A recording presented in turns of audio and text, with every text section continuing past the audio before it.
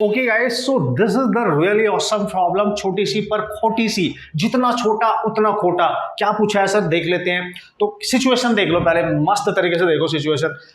एक ब्लॉक है जो किसी स्ट्रिंग की हेल्प से इस बार उसको अटैच किया गया है और यहाँ पे स्ट्रिंग को फिक्स कर दिया गया है, मतलब उसको बांध के रखा गया है, यहाँ से नहीं चल सकता। ये डिपेंड करेगा कि कंडीशन क्या बन रही है। उसने बोला the block of mass 1 kg is connected with a straight string, find the tension in the string. तो बताओ इस स्ट्रिंग में कितनी टेंशन होगी, ये बताना है। इस स्ट्रिंग में कितनी टेंशन होगी, आप ध्यान से समझना।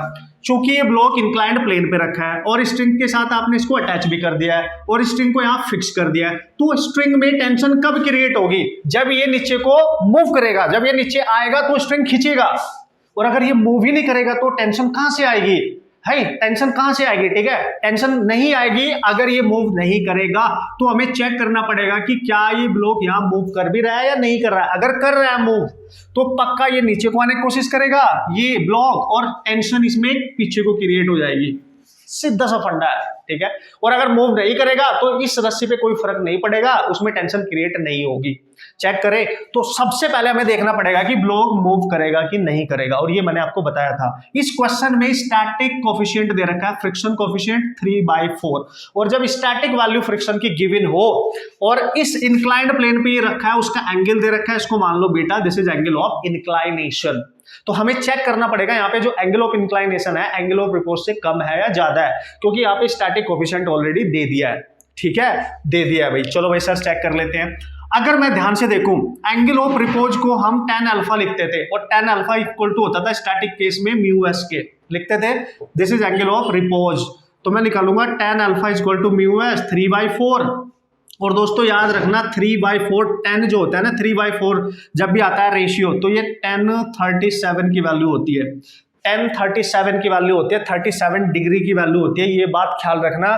यानी अल्फा यहां से आ जाएगा 37 डिग्री। क्लियरली ये याद रखना पड़ेगा आपको। कैसे सर? साइन ऑफ 37 होता है 3/5, ठीक है। कॉस ऑफ 37 होता है रेशियो 4/5, तो tan 37 इनका रेशियो होगा तो 3/4 ही होगा, 5 कैंसिल हो जाएगा।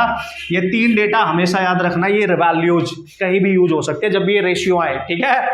तो यार आपने देखा एंगल ऑफ रिपोज जो है यहाँ पे, एंगल ऑफ रिपोज उत्तरी, यस अल्फा ज्यादा है, इंक्लाइनेशन कम है, तो here alpha is greater than beta, ठीक है। Alpha is greater than beta मतलब उसका जो रिपोज एंगल है वो ज्यादा है, और ये जो बीटा है ये देख सकते हो आप, ये कम आ रहा है, ठीक है, ये कम आ रहा है। अगर रिपोज ज्यादा है मतलब रिपोज एंगल चाहता है कि डब्बा इंक्लाइंड प्लेन पे रेस्ट पे ही रहे, नीचे नहीं आएगा, यही तो कंडीशन थी, यही तो मैंने आपको कंडीशन बताई थी। Means this is the condition of static, ये तो स्टैटिक कंडीशन है, मतलब ये ब्लॉक नीचे मूव नहीं करेगा, और अगर ये मूव नहीं करेगा तो इसका एक्सेलरेशन 0 है, ये मूव कर ही नहीं रहा है, तो जब ये मूव ही नहीं करेगा तो इसमें किसी तरीके का कोई टेंशन क्रिएट नहीं होगा। So tension is here 0, tension हो गया 0, ठीक है। टेंशन में खिंचाव, स्ट्रेच क्रिएट ही नहीं होगा, क्योंकि ब्लॉक मूव ही नहीं कर रहा, हिल ही नहीं रहा वहां से, ठीक है। सो हमने पहले चेक किया बॉस, एंगल ऑफ इंक्लाइनेशन कितना, एंगल ऑफ रिपोज कितना,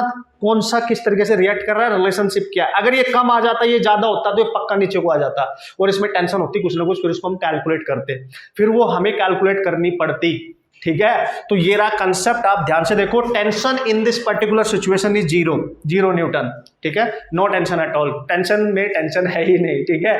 तो भाई ये है इसके कंसेप्ट, किस तरीके से आपने अप्लाई करने हैं, बहुत बेहतरीन तरीके से आप इनको अप्लाई करके देख सकते हो, क्वेश्चन को सॉल्व करके देख सकते हो।